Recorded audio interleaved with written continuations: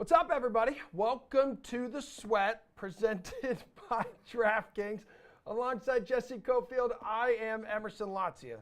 As for what's on the menu here for the next 55 minutes or so, Washington just put an end to Philly's undefeated season last night. You came to the studio, you said, I can't believe what I just saw. Yeah, I did. I said that. You certainly did. Who to roster on a 9-game NHL slate, plus best bets ahead of the PGA Tour's fall season finale. But first, we got a healthy dose of NBA zone coverage to get with DraftKings. Yeah! Jeff Pratt and Nick Fryer, who both joined us live in studio this morning. Wow, Jeff, you're going to handle the sports betting angle of this 5-game slate. Nick, going to cover the DFS side. Okay, let's start with the Grizz at the Pelicans here. What's the best bet here, young Jeffrey? My dog's newest follower on Instagram. Go ahead. So excited. I got the follow back today. Yeah, they hammered that button. They like you. They like corduroy sweatshirts. Oh, thank you. Let's talk about some basketball. Why don't we? This is a really exciting matchup between two young, great teams.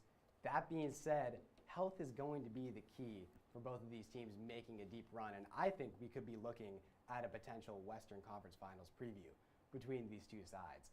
But I mentioned health. It is definitely a concern right now. Desmond Bane is likely going to miss this game. There's a decent chance Zion Williamson joins him.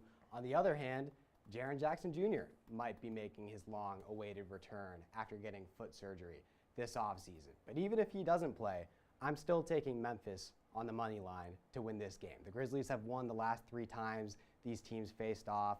Memphis is just in much better form than New Orleans right now. So I'm going to roll with John Morant and company. Okay, all right, so plus 135 there on the money line, too. Getting some plus money. I like that. People like money. People love it. What do you want to do on the DFS side here? Yeah, so look, Jaren Jackson Jr. possibly coming back does throw a little bit of wrench into things that could happen with Santi Aldama tonight. But when you look at his usage rate when Desmond Bane is off the floor, that's been huge for him throughout the course of the early going of this season. I know Dylan Brooks gets usage bump, and of course John Morant gets usage bump in those spots. But with Aldama, he's going to get you a little bit of savings as well, in a similar floor ceiling to Dylan Brooks as well in this spot. So with more savings, so I'd rather go with him tonight as my guy. All right, Clippers at Mavs. Best bet, Jeff. I'm actually going to take the points with the Clippers in this one. Dallas just is not playing good basketball right now. Don't let a 40-point triple-double by Luka Doncic's last game trick you. I have watched the Mavericks' last few games, and they are just incredibly difficult to watch. The offense is so stagnant. It's either Luka or Spencer Dinwiddie isoing for 20 seconds while the other 4 players just stand around on the perimeter and do nothing. The Mavs have lost 2 of their last 3 games. Both of those losses came against bad teams. They've just been squeaking out wins barely over the last couple of weeks. And the Clippers, on the other hand, have actually turned a corner. They've won 3 of their last 4. They are on the second night of a back-to-back, but it was a blowout last night. None of the starters even played 30 minutes. So I expect the Clippers, not only, I think they could win outright, but I'm taking the added security with the points here. Ooh. Okay, what about your best DFS play for Clippers at Mavs, Nick? Where are you going? Look, Jeff raises a fair point that you don't want to get too caught up in what Luka just did last time out. But I think there are a lot of ways you can save across the board tonight, so I would like to pay up for Luka Doncic tonight. And he's a little bit closer to 13K, so I'm hoping that's going to decrease his popularity a little bit tonight. But the big thing for me, too, is we talk about the second leg of a back-to-back. As much as the starters didn't have as many minutes, or some guys didn't even play last night for the Clippers, I still like Luka in this spot. I just don't think you need to get too cute here. And the last time he put up 80 DK fantasy points like he did last time out, he followed that up with 70 DK fantasy points. So while I don't know that you're necessarily going to get that, I still think you're going to get some great production out of him in this spot. Knicks at the Jazz, Jeff. So your best bet here is going to be what? Knicks have not been playing up to par as of late. So were they 2-7-1 against the spread in their last 10? Recently lost by 10 points to the Thunder at home as 5.5-point favorites. What do you want to do here?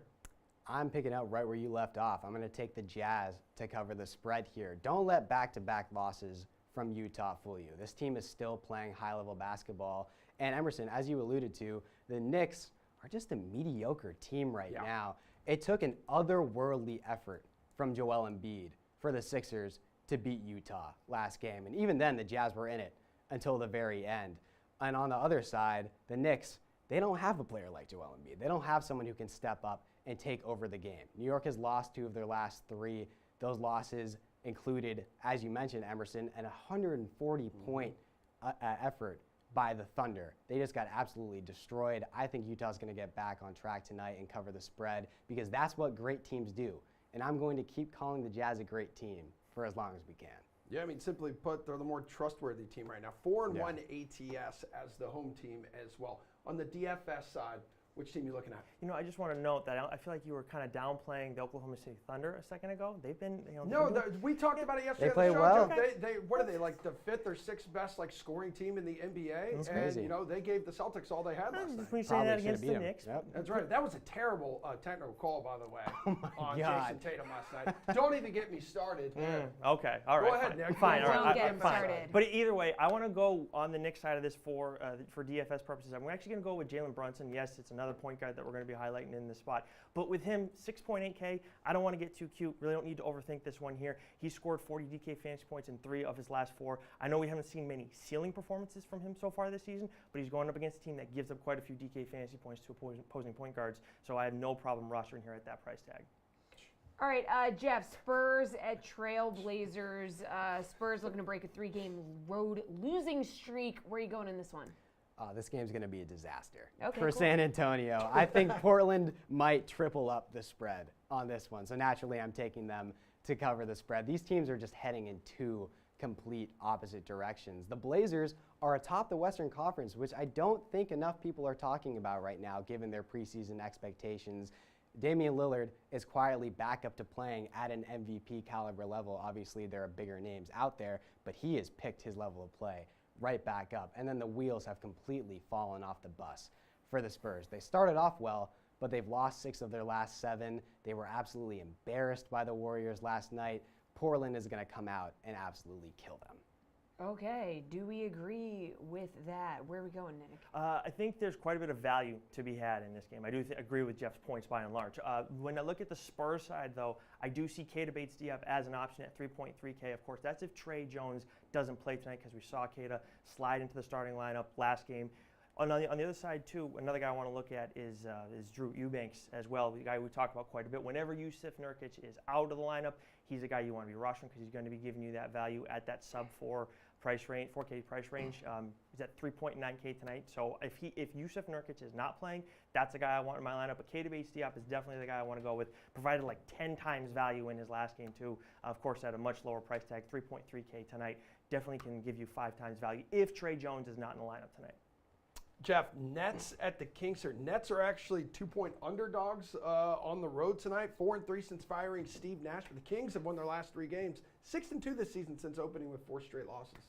Yeah, I'm actually going to be looking at a player prop here to round things out. The Nets are a much better team without Kyrie Irving, which is weird to say, but it's true. And all of the advanced analytics show it, especially defensively, which is why I can't take the Kings to cover here as much as I would like to. Brooklyn is just playing too good basketball right now. But the Nets, what they don't have is someone who can guard Domantas Sabonis. And the last time Domantas Sabonis played a team without a strong interior defensive presence, it was the Warriors, and he grabbed 22 rebounds. He's been an absolute force as of late, racking up 20-point double-doubles. He's done that 4 times in his last 6 games. I expect that trend to continue tonight. His points and rebounds prop, last time I checked, was sitting around 30.5.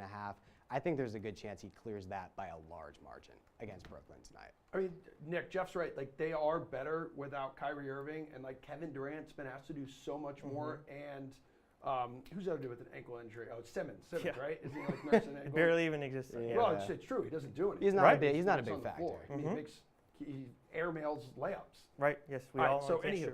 anywho, Kevin Durant, he's topped 45 DK points in 9 of the last 10 with a high of like 72.5 in that span. Like, is this where you go in this game? I think when you're looking at the higher price guys, for me, Luka Doncic is number 1. I think John Morant and Kevin Durant on a similar playing field. But I also think Domantas Sabonis is a great call in this spot as well because the Nets don't have a guy that are going to be able to stop him. But again, I want to find a little bit of savings here because if we're looking for these higher price guys, there's a lot of value to be had in this game if you're going with Edmund Sumner as well. Another guy under 4K. We're seeing him get more shots. And if Ben Simmons Simmons isn't playing, which is possible. I believe he's questionable as we're talking right now.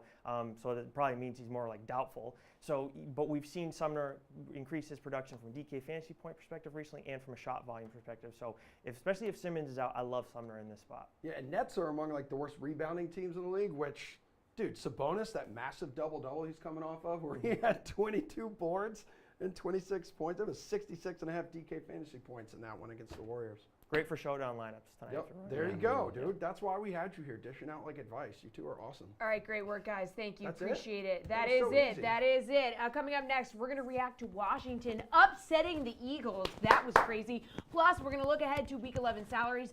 Does Josh Allen deserve to be the highest priced quarterback on the board? Question mark. Probably! Exclamation point. But first, speaking of football, let's send it over to our guy, Chirag Hira, who gives us an inside look at what's happening this week in Rainmakers football, plus a little sweet treat, special surprise from the land of UFC.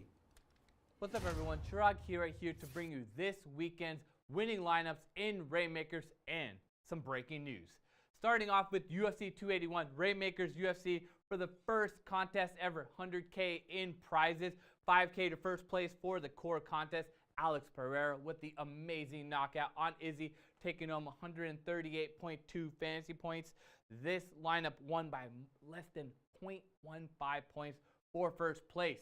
Moving on to the rare contest, Carlos Ulberg taking in for this contest entry, 158.63 fantasy points to lead the way. This lineup cleared it easily by 5 points, so best lineup for UFC for this weekend. But we didn't forget about Rainmakers football. Moving on to the Elite Fiat Frenzy, 100K to first place. Justin Fields, Tony Pollard, Justin Jefferson, CeeDee Lamb, Stephon Diggs, all in this amazing winning lineup for the Elite Fiat Frenzy. But last but not least, Aoki All-Star Access Pass, Justin Fields also in that lineup, Josh Jacobs, Justin Jefferson, Christian Kirk, and Stephon Diggs as the winning lineup. This lineup won by 5 points as well, taking home $1,500 in the Aoki All-Star League. Last but not least, told you about the news. DraftKings is offering the first ever Rainmakers Millionaire Contest for the holiday side set. All you have to do is get into the drop on Thursday and make sure that you have a full lineup of Flannel holiday cards. How do you know which cards will be the Flannel holiday cards? Just come to the DK Nation page to check out the entire checklist or go to the Discord. Remember, $2 million holiday millionaire, first ever millionaire on Rainmakers football. So nobody thought the Eagles were going 17-0 this season. I think that's safe to say. But not many people thought it would be the Washington Commanders handing Philly its first loss of the season. Yeah, Eagles were just totally outplayed last Yep. night, right? They lost 32-21. They rarely had the ball, frankly, because they couldn't get first downs and just could not get the Commanders off the field. Yeah, welcome to the show, DraftKings contributor Steve Buchanan, Pierce Dietrich, and Jeff Ulrich. Jeff, was this vindication for everyone who thought the Eagles' record was fraudulent, kind of propped up here by an easy schedule? No, not at all. I mean, what you say that they were outplayed last night, but I don't know about that. I mean, this is a team that basically still had a chance to win the game at the end, even though they didn't have the ball the entire time. Why were they behind? They were behind because the refs missed a face mask, and then also why did the game end? Because the refs decided to call. I don't even want to get into it. It was a ridiculous penalty, in my opinion. But you know, those penalties aside, like the Eagles were in this game outside of like a couple just boneheaded plays. I mean, Dallas Goedert fumbling, Quez Watkins fumbling. It's nothing that Jalen Hurts did or their main cogs did or anything like that. It's a little concerning that they allowed Washington to run the ball so much. But again, offense keeping them in the game here. Shout out to Washington. They've changed their defense. Their secondary played extremely well. You got Fuller back there making plays last night. Just really a lot of players doing that. And they deserve credit. This isn't a bottom-feeding team. I know they were 11-point underdogs, but it's really not that big a deal for the Eagles. If I was an Eagles fan, I'd be very relieved. Do you really want to go in there with the pressure of having a complete, perfect season into the playoffs? No. Get your lumps now, build character, go into the playoffs with a little bit more momentum later in the year. Steve, was the Eagles' undefeated season taken from them by the officials? Can't hear you, brother. Steve, you're He muted. can't even talk. He's so clever. Are you on mute? Unmute. Your hair looks moist. Nope, you're still muted. All right, just go to. Pierce? Go Should we Pierce. try Pierce? Go Pierce, Pierce. Eagles' undefeated season taken from them by the officials? No, it wasn't taken from them by the. It didn't help, right? The refs really hurt them in the fourth quarter. The Eagles made about as many mistakes as they could make, and Washington did everything right, especially converting on third down. And that's what had to happen. Washington had to play perfect. The Eagles had to play a really bad game and get jobbed by the referees in the fourth quarter. If I'm an Eagles fan, I feel fine. If anything, it's disappointing to not have the undefeated season. But to be relieved of that burden is actually pretty good, to get that loss out of the way and just get back to playing football instead of trying to maintain a streak. They can rest people the last couple weeks now. I think ultimately it's going to be a good thing. Steve, mic check. You there? Yeah, I All had right. to pay a bill. I had to pay a bill real quick because I was so behind because I lost last night with the Eagles. So I had get to it. get that out of the way. Hey, that officiating mistake last night, it's going to loom over the result for sure, but how much credit does Washington deserve for how it played? No, I think the game plan for Washington is what really deserves a credit here. They did as much as they could to keep the Eagles' offense off the field, and that really was the key to the victory here. Because even when the Eagles did have the ball, they looked good for the most part. When they even went to halftime and how much the ball was with Washington compared to Philadelphia, it was so lopsided, and yet the Eagles had already scored twice in that small time frame. So I think it had a lot to do with Washington's game plan. They executed perfectly, and that's why they took the win last night. All right, now it's time to turn the page to Week 11. Let's do it. Price check your favorite salaries at each position. Okay. Steve, who is your quarterback right now? Yeah, I think this is a great spot for Joe Burrow this week, who's been very well protected this season going up against the Steelers, because the Steelers are going to be a team that's going to try to get pressure on him. But Burrow's been pretty well protected, only under pressure on 26% of his dropbacks, one of the lowest in the league. So when he has a clean pocket to throw, 73% completion rate and 8 yards per pass attempt, Steelers are allowing a ton of passing yards to opposing quarterbacks thus far, an average of 275 per game, and they're tied for third most in passing touchdowns allowed. I know obviously Jamar Chase being out of the mix here is huge, but with that being said, we just saw massive games from Joe Mixon through the air, on the ground. They can get the ball to some of these other receivers here. Love Joe Burrow this week against the Steelers. All right, what do we think, Pierce? Who do you like for your QB? I'm just going to keep going back to Justin Fields. There's really no reason to go away from him. He's facing Atlanta, one of the worst pass defenses in football, allowing the 27th most fantasy points to opposing quarterbacks, bottom of the league in points to wide receivers. He's undervalued as a rushing quarterback. He's extremely undervalued in terms of the matchup. And really, his breakout in the last couple of weeks isn't much of a surprise. We've been waiting on this. We just wanted to see Chicago turn him loose. And they were holding him back. They didn't want to run the ball. They didn't want to do design runs because they didn't want him to get injured. Well, they've now dialed up the design runs every single week. You throw in the scrambling, and it's just impossible for defenses to guard him. And as they try to scheme against a scrambling and design run quarterback, that's opening up passing lanes, and he's getting passing touchdowns, multiple passing touchdowns in each of the last 3 weeks. So he's trending in the right direction. Atlanta's not a very good team. I mean, 7,600 or whatever he's priced at for a running back would be too low, let alone a guy that passes the ball as well. Jeff, my man, your QB. I see my girl. I'm going to go with Dak Prescott in this week. Again, 6,600. Everyone a little bit down on Dallas after blowing the game, but Dak's been pretty good the last couple weeks for fantasy purposes, averaging 23 DraftKings points. And again, always sneaky rushing upside with Dak. He doesn't always rush for 20 or 30 yards, but he has that capability. Did it 2 weeks ago against Chicago. He's averaged 4.5 rush attempts. You look at what Minnesota does, and I mean, their secondary, it's really not good. They've been pretty opportunistic with the turnovers, but they're fourth worst in yards per pass attempt against. They've given up the ninth most fantasy points per game to opposing quarterbacks.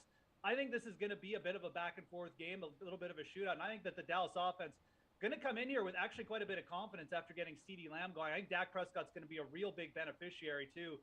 I like this game a lot for fantasy purposes. Obviously, good offenses, good receivers on both sides, but I like the quarterback for the Cowboys a lot more for fantasy. Again, I think Dak starting to show some upside here again, and it wouldn't be shocked if he put in a few more rush attempts than usual here too. Pierce, how much cash you dropping on your favorite running back? I'm going to save a little bit of money so that I can get one of the higher priced guys, but I will start with Tyler Algier, 5,100. I don't really love the pick, but that's just a matter of rostering an Atlanta player. They're not a sexy team, but they do move the ball. They do score touchdowns as long as they're not playing in a hurricane. They're going to be back home in the Dome, and they're facing Chicago, one of the worst rush defenses and worst defenses overall. and we can count on Atlanta to continue to just run it. Now, I hate that CPAT's going to come in and probably split some of the carries, but I've got to run it back. I got to take somebody in Atlanta if I'm going to play plenty of Chicago players. I'll go with Algier, and CPAT is definitely on the board as well. Yeah, Bears defense has allowed the 5th most DraftKings points per game to running backs. Steve, what direction you want to go in here? Yeah, there's not a lot of great running back matchups this week, especially when you look at the top of the board. Like, no one's in a great spot. There's a few good spots you can look at, but I'm just going to go right with Brian Robinson at 5,600 going up against the Houston Texans. This has been a run defense we have been consistently targeting against, and for good reason. They're allowing an average of 34 DraftKings fantasy points per game to that position. That is the highest in the league. And then we saw last night, obviously, Antonio Gibson got that early score, but it was Robinson who out-carried him by a pretty wide margin, 26-14. We have the Washington Commanders as 3.5-point favorites, too, going up against this Texans team who just couldn't even get it really going against the Giants last week either. So I think this is a great spot for Robinson. I think overall, this is a slate you should be paying down at for running back, not necessarily paying up for in cash games. So give me Robinson at 5,600. Yeah, coming off this best game of the season last night. Jeff, do you agree? You want to pay down here at running back a little bit? I mean, great minds think alike. I had Brian Robinson circled as one of my picks, but I'm a pro, Emerson, so I'm going to pivot here and talk about someone else. That's just what we do here. I'm going to go with Alvin Kamara if you're going to pay up at 7,600. And again, we're talking about DraftKings. We're talking about big field tournaments here. You need to get different. I mean, these guys are absolutely right. The matchups to the top of the board, trying to find a stud running back other than Saquon Barkley, who everyone is probably going to pay up for against the Lions, is going to be tough. But what have we seen from Kamara? I mean, his target share is still massive. I mean, every week this guy could pop for 7 or 8 targets, and people are going to look at the Rams and say, well, I mean, like, it's a bad matchup, but guess what? Like, this team is banged up. Are the Rams even going to be moving the ball in this game? I think this is a spot where Kamara could absolutely pop for a couple touchdowns. So I think it's going to be a good contrarian move. I don't think many people are going to be wanting to pay up for Alvin Kamara in this spot. But again, this is not the full-fledged Rams. It's not the Rams from last year. I think this could be a matchup where New Orleans offense even takes control of this game. And Kamara's a good pay-up target for big fields. Again, should be getting him at real low ownership this week. Yeah, since going for nearly 43 DK fantasy points back in Week 8 against Vegas, he's had 9 points and 7 points. So he's fallen off a little bit. Okay. Let's talk wide receivers, Jeff. Looking at this board here, you can get CeeDee Lamb for 7,500. He had his best game of the season, 41 DraftKings points in Week 10 against Green Bay. And now he's facing that Vikings defense that just allowed Gabriel Davis and Stephon Diggs to go off. They had 18 receptions, 221 yards, and a touchdown in Week 10. Big Gabe Davis guy. Thanks for bringing us back here after Emerson tried to steal the show. I know. It's my job. I didn't want to talk about two Cowboys in the same show. I don't want to give them too much credit. They're still the Dallas Cowboys. It's a really good matchup for CeeDee Lamb, and you should be pairing him with Dak. But if you want some value, I like going to Darnell Mooney here at 5,400. We've seen Cole Kmet kind of steal the show here with some touchdowns. But Mooney, like what have we seen from him? If you've been betting Darnell Mooney over props the last 5, actually, I think 6, 7 weeks, guess what? You've hit every single one of those over props because his yardage has just stayed in the 40 range, but he's getting more downfield targets. We just haven't seen that big breakout game, but I think this is a great spot to have it. I mean, Atlanta is pretty solid against the run. I think they're actually going to do a fairly good job of spying Justin Fields this week, but guess what? Their secondary sucks. I think Justin Fields could actually break out a little bit as a passer here. If it's going to be with someone, it's going to be with Mooney. So you want to play Justin Fields? Absolutely fine to do that. He's great. I love the way he's coming on, but pair him with Darnell Mooney, still only 5,400. Really, really good matchup here. At some point, this guy's going to go for 100 and a touchdown before the end of the year. All right, Steve, what do you think? Are you going to pay up for wide receiver? Yeah, I was going to actually go with Lamb this one here. We had 15 targets last week against the Packers. That's the 5th time this season now that he's seen at least 10 targets in the game, and they're playing him all over the field. 46% of his snaps have been coming out of the slot, at 51% out wide, so they're going to get him the best matchup possible in coverage against a secondary who's really been struggling to begin with. Shannon Sullivan has been one of the worst corners in the league thus far. He's going to be seeing plenty of him when he goes to the slot, so I think this is a great spot to pay up at wide receiver because I'm going to be paying down at running back. So getting Lamb will really turn the corner in this last week here for that in that Dallas offense here. I think this is a great spot for him against a very porous secondary. All right, Pierce, who do you like at wide receiver? Yeah, I'm also going to play Darnell Mooney. I'm not as bullish on the yardage and the reception volume that Mooney is receiving, and I disagree. I think you're going to still see a lot of Fields on the ground and not as much through the air, but you're going to get enough through the air, enough receptions, enough yards. But what I really like Mooney and the Chicago receivers are the passing touchdowns. Fields, since he's really turned it on, 9 passing touchdowns, 7 passing touchdowns in the last 3 games. I like the upside of Mooney finding the end zone. So at this price, he really opens the door to getting some of these elite running backs and elite receivers. It seems like a lot of people could be targeting that Chicago Falcons game there, Pierce. And I'm looking at Cole Kmet as we move to tight ends. He's at a season high $4,100 in the salary department, coming off 2 back-to-back games here where he scored at least 22 DK fantasy points. Yes, you read my mind. I'm going to stay in the trend, and I will go with Cole Kmet. You can play all these Bears. You can play a couple Falcons and run it back, and then you can still afford a Barkley or an elite receiver when you go with this cheap stack. And there should be plenty of points. We've got 2 bad defenses on the board, and the Falcons, just like they do against receivers and against quarterbacks, they give plenty of fantasy points, 2 tight ends. But what you really like about Kmet is he's got 5 red zone targets over the last 3 weeks, and no surprise, he's got 5 touchdowns. He's getting receptions, he's getting yards. We've been kind of waiting on the Cole Kmet breakout for a while. And however the scheme is working with Fields running and scrambling, it's playing really well for Kmet, especially in the red zone. I think he is not too expensive, not too cheap, just the perfect tight end play for this week. Jeff, how about your boy Greggy D out there in the Mile High, man? You've been no, you're out on him after he was a non-factor. I'm contractually obligated. I can't talk about the Broncos anymore. I'm probably getting fined just for saying the team name. I'm not allowed to talk about those players anymore for the rest of the year. It's not happening. Don't try and get me to do it. I am going to go with a bit of a sicko play here. I get that everyone's going to play Cole Kmet. Let's go to the other side and play Kyle Pitts this week. I think he's the comeback play. Everybody is out on this dude at this point. You know, what is his conversion rate on targets? It's 4 catches over the last 15 games. But, man, you have to play for some positive regression. You got to stay on this. The air yards, like the team share of the air yards that Kyle Pitts is getting is absurd. It's right up there with the top players in the league. He is averaging 8 targets per game. And I mean, again, like this matchup against Chicago, they've traded away a lot of their best defensive players. They're thin back there in the secondary. Justin Fields is going to put a lot of pressure. What have we seen from Bears games lately? Pushing 50 points every week. Kyle Pitts, I'm going to call right now, 80 yards and a touchdown this week for Kyle Pitts. He's going to pay off. I think he's the comeback play in this game if you're playing Atlanta. That is a bold take. Steve, who's your tight end?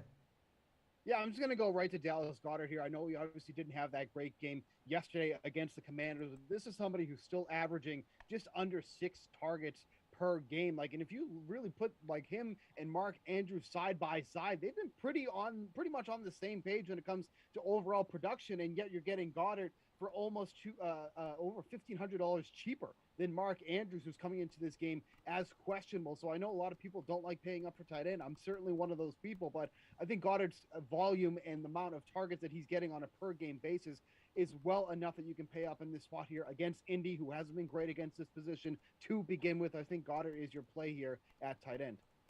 All right, DST, Pierce, Wow. who are you going with? We never have time for this. I know. The Rams are pretty cheap considering we could get Jameis Winston throwing picks and pick sixes all over the place. Or maybe Andy Dalton stays in and gets one last chance. And Andy Dalton getting one last chance, especially probably his last chance as an NFL quarterback. You think he's going to go out there and play it safe, or is he going to wing it? And I think he'll wing it around. I'll take the Rams at that price. Jeff, who you taking? I love going against Pierce. I'm going to take the Saints. Woo! No Cooper Kupp. No fun for the Rams here. Give me a break. The Saints, what do they have? Averaging 6 sacks per game. Sorry, averaging 5 sacks per game over the last 3. This defensive front starting to get it going here. Yeah, their offense stinks a little bit, but guess what? Like, they're just going to ram Alvin Kamara with 30 carries or 30 touches and just try and control this game and keep Andy Dalton's hands off the ball. I think the Saints are a great contrarian play because most people are going to be looking to do the Rams at under 3K here. So, I mean, again, look, it's DST. Just take the low-owned play here, the lowest owned that you can pay up for. For me, that's going to be the Saints. Steve, where are you going?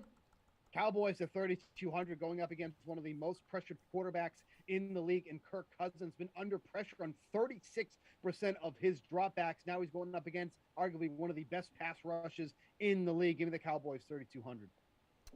All right, gentlemen, your job here is done. We're going to hit the ice a little later in the show. We're going to get some DFS plays, help everyone build some money-making lineups on the ice. But first, we got the A World little- Cup. Yeah, we got the World Cup coming up, kicks off this weekend, and we had former U.S. men's national team captain Clint Dempsey in studio to help us preview the U.S. team's chances to shock the world at the 2022 World Cup. We're going to be sharing Emerson's conversation with Clint all week, so here is part one. All right, the 2022 World Cup is just under a month away, and who better to preview the tournament with than former U.S. men's national team, MLS Premier League forward Clint Dempsey. It is good to have you here in our DK Boston headquarters studios. What's up, man? It's good to be here, man. It's going to be an exciting time, like halfway across the world for you. You're going to be in the booth this time around for the World Cup. Yes, sir. It's going to be different than being on the field, that's for sure. Yeah, so like, I mean, how different do you anticipate this actually being this time around for you? It's going to be exciting still because you're going to be around the game. Still going to be rooting for the U.S. That doesn't change. Yep. And hopefully they have what it takes to get out of their group. I mean, like, listen, you're a guy, you're 57 international goals, tied for the most in U.S. history. You played in 3 World Cups for the U.S. You were the captain of the 2014 squad. What was your favorite memory from all of them? My favorite memory was my first memory, which is playing in the World Cup in 2006 and getting a goal against Ghana that tied the game up, that if we won that game, we'd be able to get our group. That World Cup was in Germany. And as a kid, that's what I dreamed about, is playing in the World Cup, scoring for my country, and that was that moment. So that's why it stands out the most for me. Yeah, you've scored in all 3 World Cups, I believe, that you suited up. And how young were you for your first World Cup? I was 23. Damn, because you look at this team this year, and that's kind of like their MO, Yep. right? Like we were talking before the segment here. It's they're young, and I know it's been a while since we've seen the U.S. like on the stage. So November 21st here, Clint. 3,065 very long days. The U.S. men's national team will return to the World Cup. So, what will they be walking into when they face Wales next month in Qatar? I think you look at it from 2 ways. One way is by not having the experience, they don't know what to fear. Yeah. So they go in and they play with no fear. And sometimes that helps you. But also, I think you're going to need experience as well. And they're just going to have to learn on the fly, because in certain situations, you're going to have to see the games out, make sure that you get the points that you need to advance out of the group. Yeah. So it's going to be a learning experience for the guys. I do think they have the quality in the team to get out of the group, but they're going to have to hit the ground running, and like we talked about, they're just going to have to play with no fear. I mean, is this an opportunity for maybe like someone like you or these other like living legends of the game to pop into the locker room every once in a while and get the boys fired up? I think it's one of those situations where they've been doing a good job of Yeah. being able to get themselves fired up. They've had their backs against the wall in World Cup qualifying where they didn't get results in some games, and they were must-win games at home. They needed to get it done, and they were able to get the job done. So credit to these boys. They've showed that they do have character, and I think the only thing that they need to get them across the line a little bit more is having a better away form than what they've had. Okay, is there like a glaring weakness? Is the inexperience the glaring weakness? Is there anything else with this team? Because they have the 16th best odds to win the whole thing at plus 13,000 here. I mean, 2 weaknesses that stand out for me is we don't know for sure who is going to be our number 9. Okay.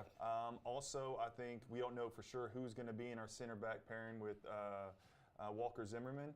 And then I think there's still a little bit of debate up for who's going to be the goalie. Is it going to be Matt Turner or Zach Steffen? Matt Turner has only been playing in the Europa League games this year with Arsenal. Yep. Zach Steffen is on loan in Middlesbrough and getting those games. But I'm curious to who Berhalter is going to pick as his number 1. Yeah, Turner, everyone is very familiar with him, like here in the Boston market, New England area as well. So realistic expectations here, because I'm looking at Group B. So England is the class of this group, Yep. obviously, but it feels like Wales and Iran could be a little tricky as well. For sure. Every game's going to be tricky in the World Cup. Everybody's fighting for their lives, but the most important game is the first game. I think they have to win or draw the first game. If you lose the first game, the likelihood of you getting out of the group is going to be very slim.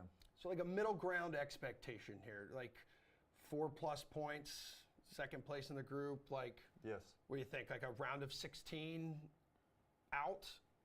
I think once you get into the knockout stages, anything can happen. So you got to get there first. And I think getting out of the group, getting into the knockout rounds with this young team will be seen as a success. Also, it doesn't mean that they still can't go on and do better from there. But I think you also have to have a little bit of an eye on 2026. These guys are going to have World Cup experience under their belts now, and what better opportunity are they going to have to win a World Cup than in 2026 on home soil? So a big part of the task will be also trying to fuel some optimism for future years. Oh yeah, for sure. I mean, but the thing is you looking into the World Cup right now. There's not much optimism we saw from those two send-off games. Yeah. They lost to Japan 2-0. Who I think Japan is a sleeper. They're a team that could go potentially really far in this World Cup. And a 0-0 draw against Saudi Arabia. You would just like to see more goals being created. The guys fighting a little bit harder, but at the same time, maybe they're a little bit in self-preservation mode. Okay. But they're going to need to hit the ground running, like we talked about in that first game. What's up, everybody? Welcome back to The Sweat. It's time to jump into some hockey with NHL.com's Anna Dua and RotoWire's Paul Bruno and AJ Scholes. By the way, AJ is going to be part of our World Cup coverage, including a segment on picks for the weekend's opening games on Friday's show. So stay tuned for all that. Oh, yeah. careful. Samir's Throughout the producing week. that show. Yeah. Yep. All right, let's talk about tonight's NHL slate, shall we? Anna, who you rolling with at center? I'm taking a look at Evgeny Kuznetsov. He's playing against the Florida Panthers, and, I like where he's valued at. He has points in 3 of his past 4 games.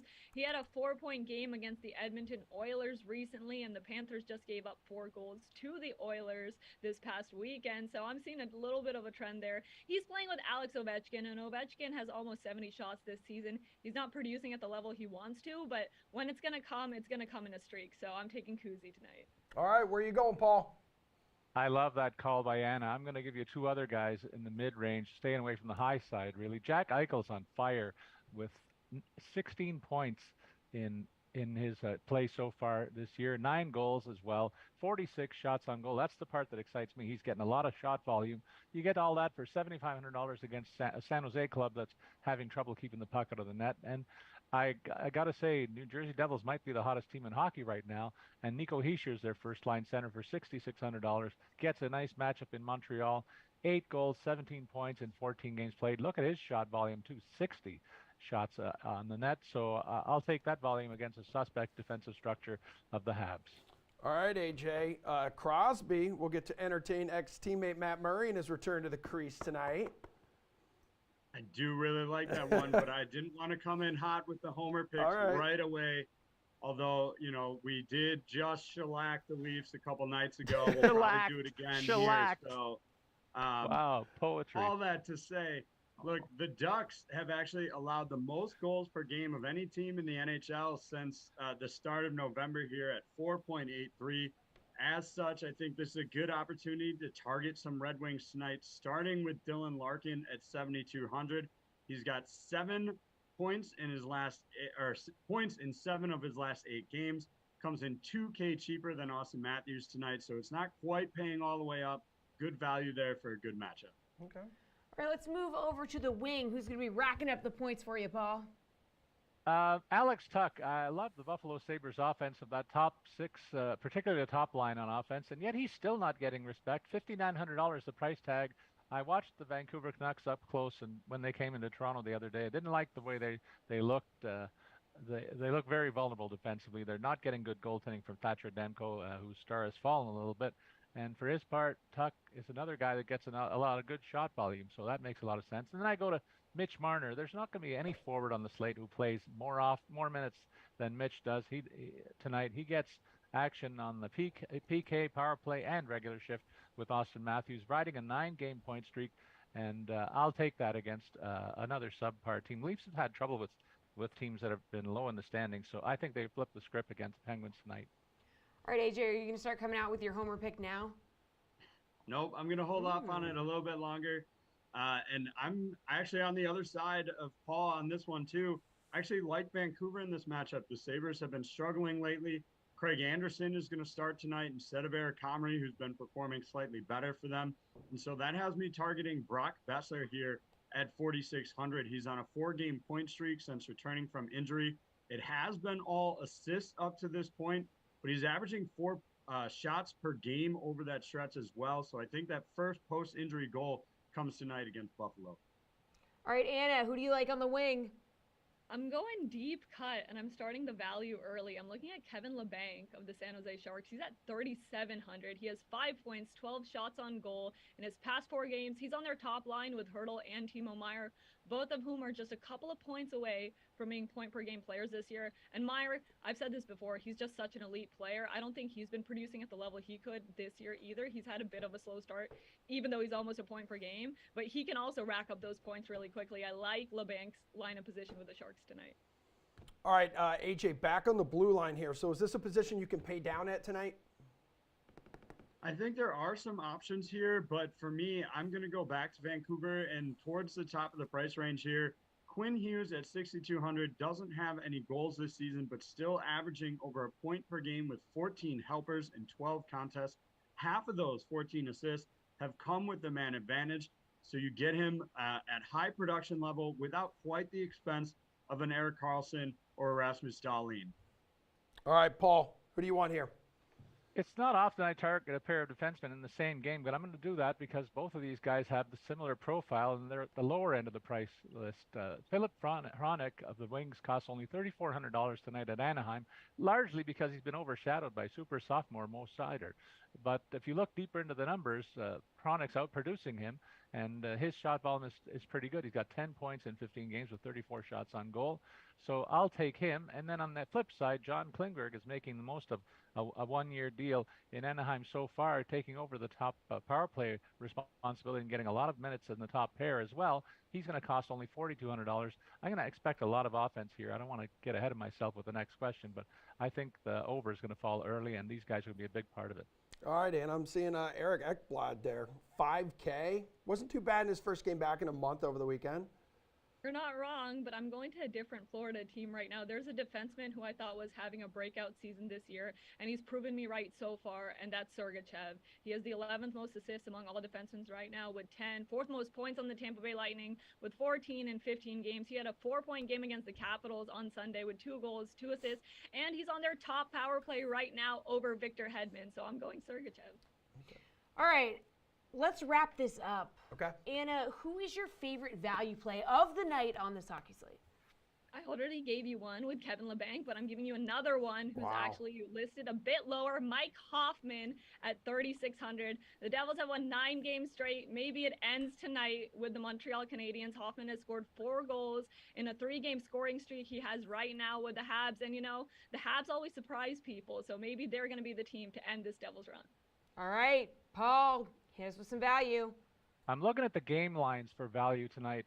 I see a plus 215 for the Leafs on the puck line. I can't remember when a number's been that high for a Leaf game, and I'm going to be all over that. I know AJ's been trolling me in social media because of the narrow Penguins win last Friday. I'm looking for revenge tonight. Matt Murray looking to restart his season in his old stomping grounds. I say he does it in style. I like also the plus 200 on the puck line for Detroit and Anaheim. The Wings have been the much better team, and they can match the Young Ducks scorers with a number of their own top skaters, and they're playing a much better defensive structure. I'll take them with that big line as well. All right, AJ, where are you going for value? Yeah, going back to DFS here, I teased that Penguin play was coming, and of course, Paul's wrong again, thinking that the Leafs are going to win. They lost once, why not again? And that other game was at home, so I don't know what Paul's talking about here. So for that value play, I'm going to go with Jason Zucker, 4,100.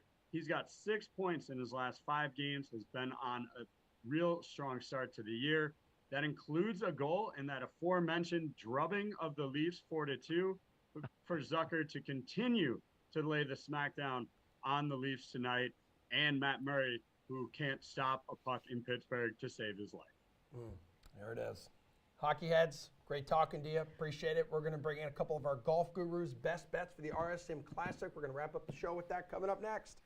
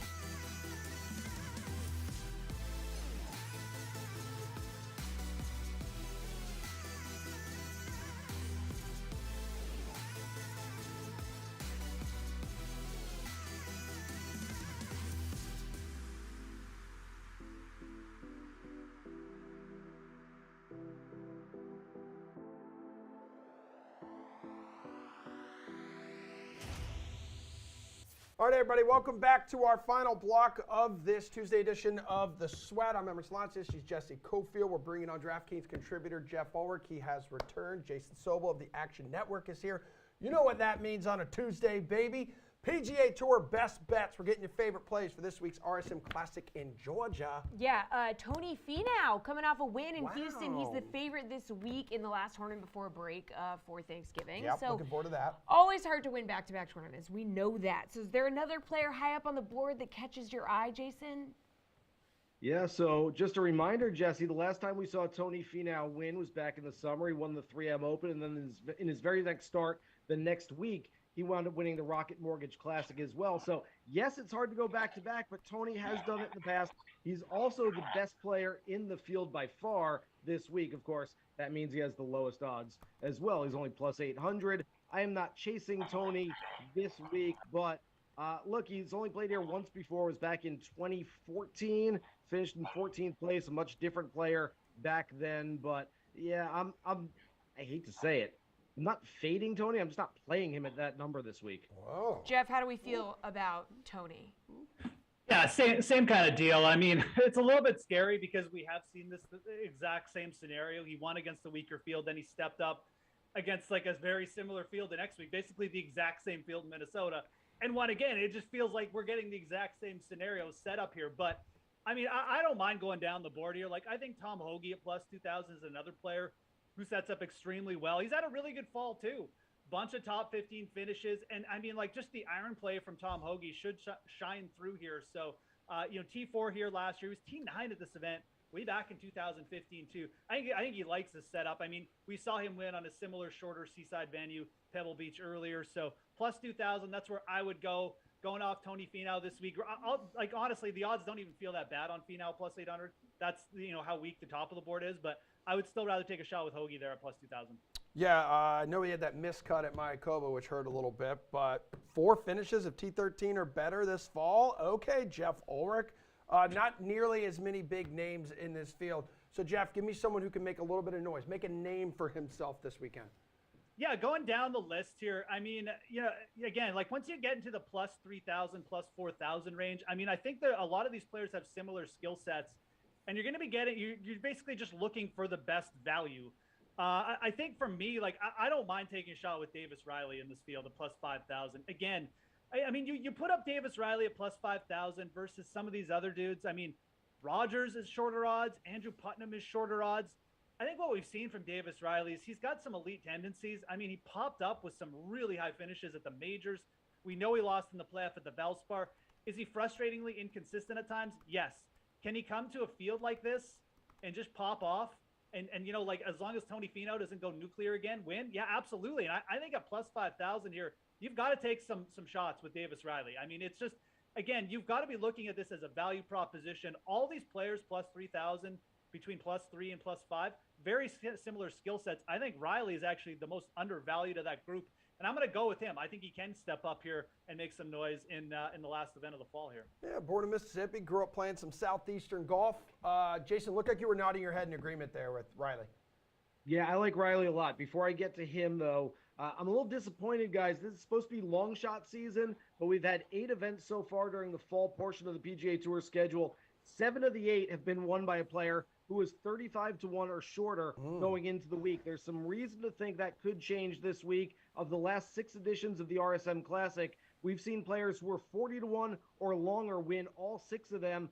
3 of those players were 150 to 1 or longer. So we've seen some players with some big odds. I'm going to chase a couple of guys down the board a little bit further, but as far as the guys sort of in that lower top tier, top of the mid tier, Davis Riley is a guy that I like a lot. It wasn't that long ago that we were seeing odds on him shorter than 50 to 1 against much better fields. And so I think there's a lot of value in playing Davis Riley on a golf course that he should really like. I've played him myself already. And then a couple guys that are just a little bit shorter, totally opposite players. Denny McCarthy, one of the best putters in the world. Matthew Neesmith, really good ball striker. And yet these 2 golf courses, the Seaside and the Plantation, which will host the golf course this week, host golf tournament this week, should suit both of their games. And so at 30 to 1, 35 to 1 for each of those guys, I like a little sprinkle outright. Those are more sort of my conservative top 5, top 10 plays so that I can sprinkle those outrights on bigger numbers down the board. All right, who's someone that you're going to be totally fading this week, Jason? Yeah, it's probably guys who just don't fit this golf course. Last week was a driver type of golf course. I was looking for guys who were long off the tee, guys who drive it straight. Tony Finau was a perfect example. Made sense that he won at Memorial Park in Houston. As far as the guys this week, driver, you almost don't need it on these two golf courses. One's a par 72 that plays 7,050 yards. The other is a par 70 that plays 7,000 yards. You can almost leave driver at home this week. And so for the most part, the guys who excel in driving, Tony Finau is a perfect example. I can keep them off the board. Keith Mitchell is a guy that I play every single week, guys, because he's going to pop. He has a good record on this golf course. But Mitchell's main advantage over the field on a given week is off the tee. I think that advantage is negated at a couple of courses like this. All right, Jeff, someone that you just want nothing to do with. Yeah, I actually kind of like that Keith Mitchell fade call. I mean, I think Keith Mitchell has a solid floor probably, but I mean, I think there's a lot of chances where he just finishes T40 or something. I'm going to go with a similar player in Taylor Montgomery and just, fade him here. He's been really, really good over the fall. Just an elite putter, but we saw him fade a little bit last week. And, putting can disappear for guys for a couple weeks. It doesn't matter how good you are at it. So Montgomery, again, more of a bomber off the tee. He's had a really nice fall. He's played a lot of golf too. I just wonder if this is the spot where, maybe just, again, the putter doesn't show up for him. It's a little bit more of a technical, tricky track. I don't think it's the greatest setup for him either. I think I'd rather have him on a bit of a longer course. So Montgomery's a player a lot of people have been on over the last little bit. And but like Mitchell, I think some of his advantages get negated here. So a couple guys there, because I'm on board with Mitchell as well, that I would fade at the top of the board. Jason, I know you just mentioned it has not really been long shot season, but who is a long shot right now that you would back? Give you a couple of guys at triple-digit numbers. First is the guy that's got every narrative in his favor this week.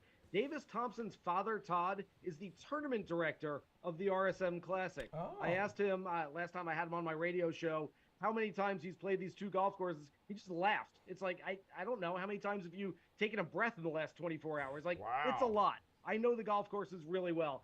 That is the ultimate sort of chalky value narrative play in Davis Thompson, a rookie on the PGA Tour who's had a couple of nice finishes so far. And then I expected Patton Kizzire coming off a week at the Mayakoba 2 weeks ago where he finished in 10th place but played in the penultimate pairing on Sunday afternoon, had a really good week up until Sunday. I expected him to be half the number he is, but he's 150 to 1. That's a great number on a guy that's proven he can win on this type of golf course against this type of competition. All right, Jeff, who do you like? Kazaire's a great call. Absolutely had him circled here as a long shot. There's just no downside in taking a shot with an elite putter like that, a plus 1,300 on this course. I'll throw out another one. This is more of like a placement call, but I think Sean O'Hare is in a good spot here. I think he's plus 18,000. I like him a little bit more as just like a top 20 play at plus 750, but player who doesn't have status. He's veteran. He's played this event, 7 times in the past. He's got 3 career top 20s at this event. And if you look at O'Hare, when he's gotten the chances, he's actually taken advantage of them. He's got 4 top 20s on the PGA Tour in his last 10 PGA starts. And they've all come at tricky little courses like this, Bermuda, Pebble Beach. So I think this is actually a really good setup for him. I think for DFS too, you could think about him. But that's more of a top 20 play. You could certainly sprinkle the outright call on O'Hare as well. But just a player who's taking advantage of his opportunities. And for a little bit shorter odds, I think Aaron Rye at plus 6,000. I just wanted to mention him. I think those odds are completely fair. I know he was putting and around the greens and doing that stuff crazily last week, but that's good. He's confident with those clubs, and the iron player will probably pick up here on a shorter course. So Aaron Rye plus 6,000. He should be making your card, in my opinion, as well.